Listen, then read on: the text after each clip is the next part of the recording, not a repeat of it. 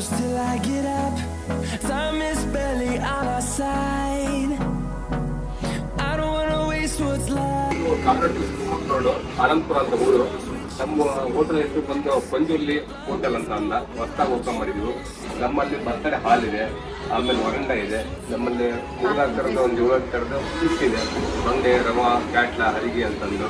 ಅದರಲ್ಲೇ ಬಾಳೆಲೆ ಊಟ ಇದೆ, ಮಟನ್ ಊಟ ಇದೆ, ಚಿಕನ್, ದೋಸೆ, ಆಮೇಲೆ ಇಡ್ಲಿ ಇದೆ, ಚಿಕನ್ ಮಸಾಲೆ, ಎಗ್ ಮಸಾಲೆ ಎಲ್ಲ ಇದೆ ನಮ್ಮಲ್ಲಿ. ಎಲ್ಲ ಫ್ಯಾಮಿಲಿ ರೆಸ್ಟೋರೆಂಟ್.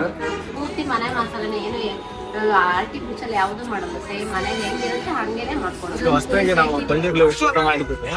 ಇಲ್ಲಿ ನಾವು ಮನೆ ಊಟನೇ ಯಾಕಂದ್ರೆ ಹೊರಗಿನ ಮಸಾಲ ಮಾಡಲ್ಲ.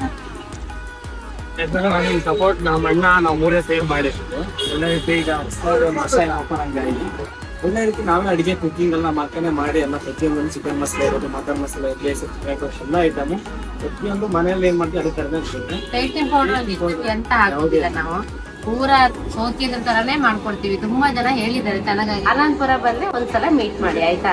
ಚೀಪ್ ಅಂಡ್ ಬೆಸ್ಟ್ ಅಲ್ಲಿ ಕೊಡ್ತೀವಿ.